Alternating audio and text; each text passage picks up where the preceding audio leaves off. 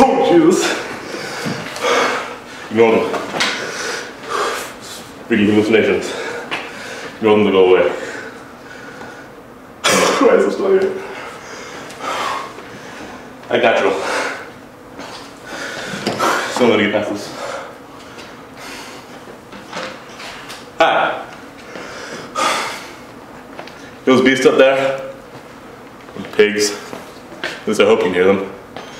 That's another group of sick hallucinations. I assume I wrote some strange quip, some offhanded phrase, pissed them off, and now, well, they want my blood. I'm journalistic. The doctor, actually. And actually, mobs like this always remind me when I rode with the Hells Angels. I was a member of their group. Christ, no. No, I wrote a book about them. See, I love my job, journalist. Someone hired me to write about the Hells Angels. Pete. See, I lived with them for about a year, just knowing the ways of their life, what they do.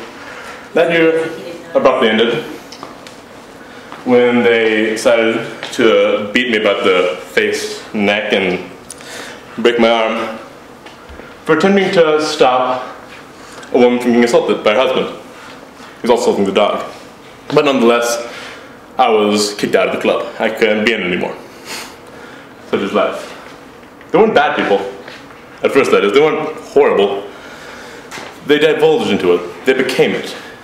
Through the media, through people attacking them, prejudice, things like that. And I was there from just about the beginning until, well, chaos struck. And I made money off their misery, released my book, Hells Angels, the strange and terrible story of the motorcycle gang. It was a big hit, some places, California mostly, that's where they roamed. And also, where I'm from. Well, I'm from where I lived, Aspen. Such a high following in Aspen that in fact, I decided to run for office. People liked me, people knew me, people thought I was great. And so, I was running for sheriff, obviously. I mean, I can't run for a congressman or senator. That's too high up. Get an entire state behind me, but if I get a town behind me, then I can do it. But, can't go under a name like Democrat or Republican. It's already taken, you can't win. I also don't want to be associated with those swine. So I went under my own name. Freak Power. I got the people who would never vote in their lives. The heads, the junkies, the stoners, the hippies. Got them all together under one banner. Freak Power. Now how I did this was most likely due to the fact that I planned to legalize every drug known to mankind. In Aspen County, that is. Also be free. No drug worth taking, because it's the price. Also a few other things. I plan to tear up every piece of asphalt in the county, sod it immediately, change the name to Bat City, so wealthy financials can capitalize on its name. I did well. I almost won.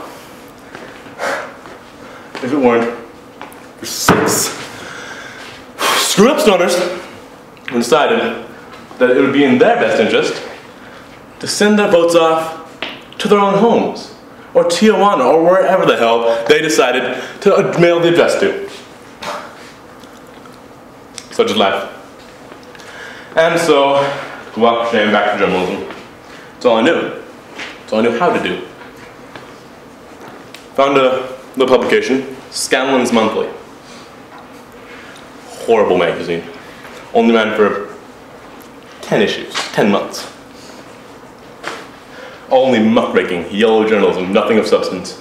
But I joined up with them. Why not? Got nothing to lose, need to get my name out there.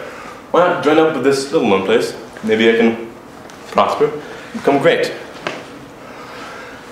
And then while I was there, someone higher up said, Hunter, you're from Louisville, right? I said, of course. We need you to report on the Kentucky Derby. Now, he did this because I experienced the Kentucky Derby. As I said, I'm from Louisville, Kentucky. And so, I lived there. So, when I was born there, it was the year of our Lord, July 18th, 1936. Great year. Strange time to grow up in, though. Always see the planes flying over by World War II, obviously. These planes taking whatever it is, rubber, sugar, bubble gum, I don't know, to wherever they're going. And I always loved it. I always loved to watch the planes go by. There's 3 planes just over the sky. I wanted to join the Air Force. And so I did. When I was 18, I joined the Air Force, and I was discharged, honorably. The guy said, well, Thompson was good, but he just didn't follow orders, and I did not. But that's part from the story, isn't it? No. No, back in Louisville, go to Kentucky Derby. And what I did there was something that basically propelled me into success. It didn't make me successful, what I did there, but it allowed me to prosper. I wrote a little story called Kentucky Derby is Decadent and Deprived, wherein I didn't talk about the horses, because I was to talk about. Talk about Jimmy Miller winning $32 million for betting on $1 million shot. That's not entertaining. Get jealous. I wrote about the real beast performing. The people. Freaks and geeks, vomiting, drunk, horrible caricatures of human beings. Honestly, it's a very sick sight. You don't want to be there. When I was a kid, going there with my dad, I'd always hear all the cheering, all the applause, and all how grand it was as they finally came across the finish line. It was beautiful as a kid. Then, when I went there, I just heard these horrible, primate-like noises, sobbing, weeping, screaming, shouting. It was inhuman. And I wrote about that, because what else can you write about? And so, I called it gonzo journalism. You don't write about what actually happened, you write about your experience. And therefore, what you experience, the reader will also experience. Makes sense if you think about it. And so, this allowed me to become freelance. Scanlan's Monthly obviously dropped off after its 10th month. I could finally open up to the world. People wanted to, I did a few things for Rolling Stone, did a few things for Look, and the most important one was for Sports Illustrated.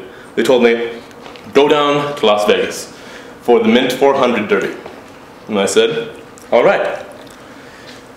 The problem with what they did was they gave me a credit card with unlimited power. They gave me all the finances I would need. So, obviously, over the course of 3 days and 2 nights, I destroyed 2 cars, bought more drugs than mankind has need to see. Mescaline, cocaine, ether, and brought my attorney with me. Went down to Las Vegas. And rather than coming back with a mere 1,000-page little essay on how wonderful the Mint 400 was, I instead came back with 200-page novella, Fear and Loathing in Las Vegas. And this is the big one. This is what made me popular. This is what made me likable. People knew me after that. People liked me. And so, I became a rock star of writing. I went to parties. I met presidents. And I was pretty rich. And so, I hooked up with Rolling Stone magazine. They're no longer freelance, I just work for them now. And I wrote articles with them for a while, till 1972. They said, Hunter, why don't you go on the presidential campaign? Seemed like a great idea. I wrote about politics all the time. I wrote about how Nixon was a beast, and Agnew was a beast, and, well, they were all beasts, but nonetheless, I wrote about them. And so, I went with them. I went 1972 presidential campaign. And there, I believe I made many mistakes. Not in the writing, that is. The writing was fine. I made another book out of it. All my books were autobiographical, at least most of them. Once in a while I did a short story thing, but most of them were autobiographical. But this one, I faltered in what I did. There's a candidate, George McGovern. He was Democratic. I'm a Democrat, so you'd think we would get along fine. You'd think I would want him to win. He was the one who was gonna, there were still 4 of them. Nixon was Republican. McGovern was Democrat. Thought, I would go with McGovern. But no, McGovern was horrible. He was an excuse for what I stood for.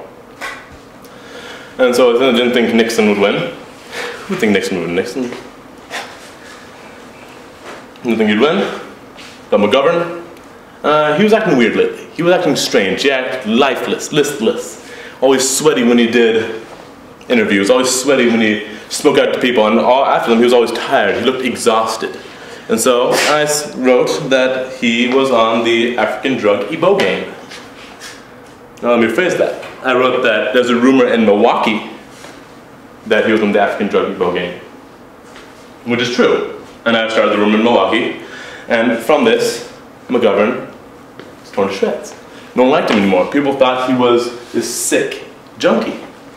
Ibogaine doesn't exist, first of all, and I never said he did it. I just said there's a rumor. But people didn't seem to care. People seemed to just latch on the idea that he was some sick freak. He was, but not in the way that they described it. And so he lost. And it eventually came, and Nixon won. And it's my fault. I couldn't have let that happen. He does not belong with us. He does not belong in a jail cell. He deserves to die, and I let him win.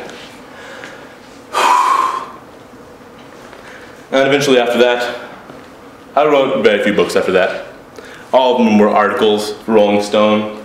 It was my job. I couldn't go anywhere else. They had a contract for me. And I enjoyed it, I'd say. Overall, a good time. But eventually, one day, I don't remember what happened.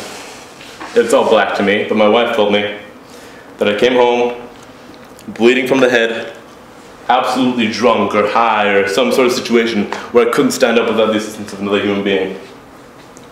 And she got me to my bed and I slept for 18 hours. And after that I woke up, attempted to write some more in a book, The Curse of Lono. That was one of the fiction books, not an autobiography. And I couldn't do it. I couldn't write anymore. I forgot how. Even when I tried to write about people I didn't like, articles. It's not like Curse of Lono was the problem. When I tried to write articles, they weren't good. I lost something. Over that short amount of time when I blacked out, there was something missing from what I did. And basically, that's what I did for the rest of my life up until now. I wrote a strange quip for Rolling Stone every once in a while, a weird line, and I often want to know what happened. What could have happened when I blacked out that made me horrible? My life spiraled down here from there. It's called an adulterer. And eventually, I just lived in my house in Owl Creek, back in Aspen, Colorado. Lived there for the rest of my life. Up until now, that is. And it seems that people screaming out there are starting to fade away. And you also have to fade away too, so I think it's best I'll take my leave.